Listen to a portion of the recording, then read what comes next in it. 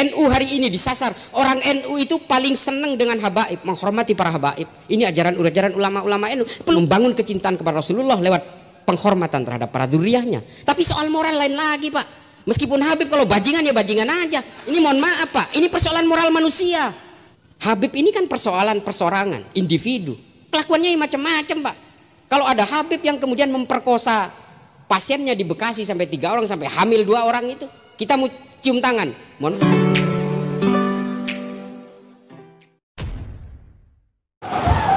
Assalamualaikum warahmatullahi wabarakatuh. Jumpa lagi dengan saya di channel Gagasan Progresif 79, sahabat sebangsa dan setanah di mana saja Anda berada. Kali ini ada satu video dari Gus Islah Bahrawi yang sangat-sangat menarik, tetapi juga sangat menggelitik, khususnya bagi kalangan habaib.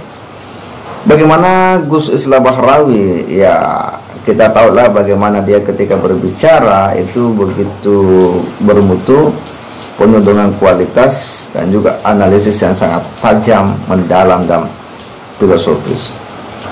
Dan ketika dia menggambarkan bagaimana perilaku-perilaku sebagian daripada person-person atau oknum-oknum habaib, maka disitulah kita harus mengatakan bahwa kalau memang dia itu kurang bermoral, ya harus dikatakan kurang bermoral. Bahwa kemudian kita harus menghargai sebagai suriat Nabi, ya tentu itu juga adalah hal yang berbeda, karena itu juga anjuran dari para ulama. Tetapi kelakuan-kelakuan mereka juga tidak boleh ditoleransi begitu saja. Nah, seperti apa ulasan Gus Islah, kita simak dulu sama-sama. NU ini dipecah belah, Pak, karena ini tonggak utama, Pak. Saya sering mengatakan Syiah itu karena kecil jumlahnya. Kalau besar dia akan memberontak juga di negara ini. Satu negara di Iran itu bikin revolusi kok tahun 79. Ini karena kecil aja mereka nggak belagak di sini. Orang-orang Ahmadiyah juga karena kecil aja jumlahnya, mereka nggak melakukan pemberontakan. Wahabi itu karena belum berdaya aja mereka. Kalau mereka besar jumlahnya, tumbang, Pak, negara ini. Tapi ada satu yang mayoritas yang tidak pernah neko-neko dan selalu memperjuangkan NKRI, Nahdlatul Ulama. Ada NU pernah jadi pemberontak di sini? Gak ada, Pak. Ideologi-ideologi impor yang ingin berusaha menguasai negara ini selalu menyasar Nahdlatul Ulama. Komunis dulu membantai kiai dan santri NU di Jawa. Setelah kita melakukan perlawanan, katanya kita melanggar HAM. Oke, kita diam. Zaman Pak Harto, NU digencet habis-habisan, Pak, dicurigai. Sampai Gus Dur itu diberikan tokoh tandingan namanya Abu Hasan dalam muktamar NU di Cipasung. Karena tidak mau, kalau Gus Dur berkuasa dia bisa mengambil alih negara ini dari saya, kata Pak Harto. Tapi ya alhamdulillah Gus Dur tetap memenangkan muktamar itu. Selalu dicurigai, digencet. Sampai Gus Dur pun ketika jadi presiden diturunkan paksa, Pak, oleh gerombolannya gelandangan politik.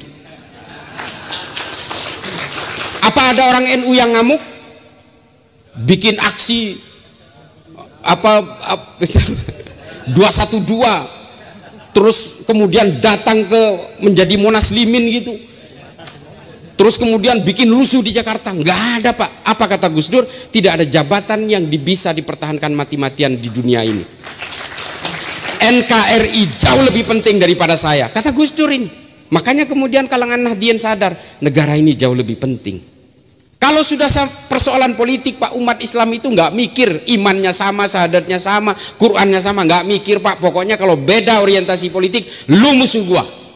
Ini Islam ini. Nah, peluang ini yang dilihat oleh orang Barat. Lalu orang Barat menciptakan boneka-boneka politik. NU hari ini disasar. Orang NU itu paling senang dengan habaib, menghormati para habaib. Ini ajaran ulama-ulama NU. Peluang ini pun masih dipakai, Pak, menciptakan oknum-oknum habaib untuk menghancur leburkan NU, menghina ulama NU, menghina Gus Dur dan sebagainya. Ini boneka nih, boneka. Makanya saya setuju dengan Kiai Nasih tadi yang mengatakan kita betul-betul memposisikan Ahlul Bait itu sebagai posisi tertinggi. Kita sepakat itu. Karena ini bagaimanapun kita harus membangun kecintaan kepada Rasulullah lewat penghormatan terhadap para dzurriyyahnya. Tapi soal moral lain lagi, Pak. Meskipun Habib kalau bajingan ya bajingan aja. Ini mohon maaf, Pak, ini persoalan moral manusia. Kalau kita kemudian benci kepada orang yang melakukan penipuan tapi dia Habib, ya kita benci kepada kelakuannya, bukan kepada Habibnya. Saya ditipu berkali-kali Pak sama Habib karena saking takdimnya.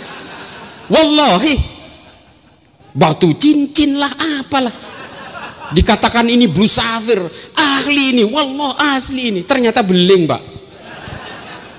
Jatuh di kamar mandi, prang, beling dari botol. Nah coba, ini mohon maaf, ini saya cerita soal ini bukan apa. Untuk dzurriyyah Nabi, kita sepakat, kita mengikuti anjuran para ulama yang kita belajar juga, Durratun Nasihin juga kita temukan kok itu, bahwa menghormati dzurriyyah itu sama artinya dengan menghormati Kanjeng Nabi. Kita sepakat itu. Tapi habaib itu bukan habib Pak. Habaib itu jamak. Habib ini kan persoalan persorangan, individu. Kelakuannya macam-macam Pak. Kalau ada habib yang kemudian memperkosa pasiennya di Bekasi sampai 3 orang, sampai hamil 2 orang itu, kita mau cium tangan. Mohon maaf, saya mending cium tangan ke Kiai Nasi aja. Ini saya tidak. Nah, persoalannya kemudian ada beberapa oknum Habib yang justru menghancur leburkan NU dan membentuk enklav perlawanan di NU. Madura itu hancur lebur Pak hari ini NU-nya. Karena apa? Politik Pak. Mulai dari zaman Prabowo 2014, Prabowo 2019, hari ini Anies, semua dibelah-belah umat itu. Hadir ke sana Habibnya. Isinya apa? Memecah belah orang. Mengkompori orang, lawan semua. Yang tidak mendukung Anies itu adalah orang kafir yang tidak setuju terhadap Islam. Ini loh yang dilawan oleh Khalifah Umar bin Abdul Aziz. Khalifah Umar bin Abdul Aziz gelisah karena masjid dan majelis keagamaan diisi oleh caci maki terhadap orang lain karena persoalan politik. 60 tahun Pak pada zaman Bani Umayyah. Lalu kemudian Khalifah Umar bin Abdul Aziz membuat keputusan, udah hentikan semua politisasi di masjid dan juga di berbagai jamiah ini. Hentikan semua. Kita nggak boleh lagi menggunakan lembaga-lembaga keagamaan termasuk rumah-rumah ibadah untuk saling mencaci maki karena persoalan politik. Lalu Khalifah Umar bin Abdul Aziz membuat ketentuan, khotib Jumat harus membaca surat An-Nahl ayat 90. Nah makanya kemudian para khotib hari ini membaca ayat itu. Untuk menghentikan apa? Menghentikan politisasi agama di masjid Pak. Innallaha ya'muru bil adli wal ihsan wa ita'i dzil qurba wa yanha 'anil fahsya'i wal munkari wal baghi ya'idukum la'allakum tadhakkarun wa la dzikrullahi akbar. Kan gitu khotib. Ini sebenarnya yang menggagas adalah Khalifah Umar bin Abdul Aziz, Khalifah kelima dari Bani Umayyah, untuk menghentikan apa? Politisasi agama di masjid. Hari ini ada partai baru netes bilang mari kita jadikan masjid sebagai tempat jihad politik. Ini mohon maaf Kiai, mohon nyancuk. Saya paling benci itu. Saya paling benci. Ini yang merusak umat Islam Pak. Memecah belah umat Islam. Karena kepentingan politik kemudian umat Islam dipecah belah supaya apa? You are either with them or you are with us. Ini bahaya Pak.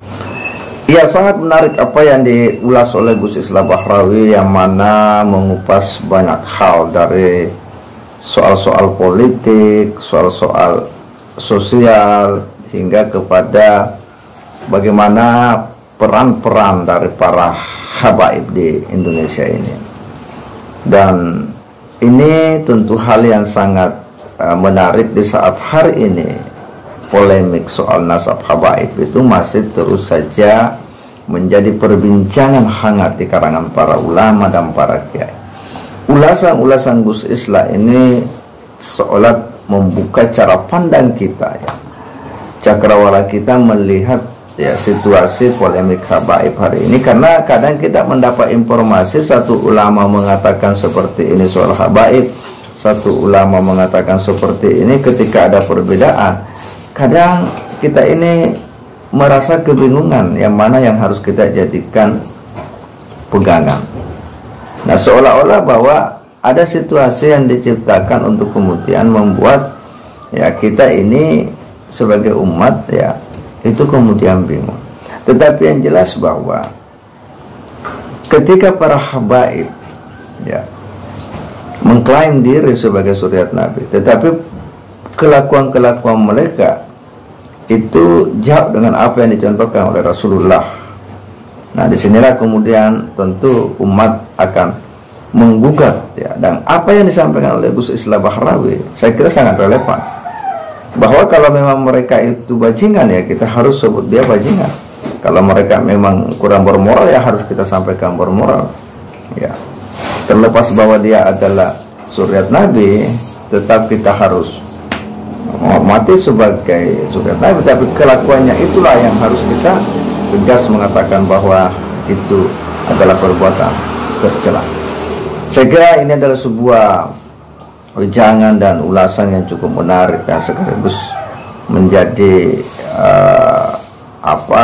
patokan kita untuk kemudian bagaimana menyikapi realitas polemik nasab habaib saat ini. Saya demikian. Wassalamualaikum warahmatullahi wabarakatuh.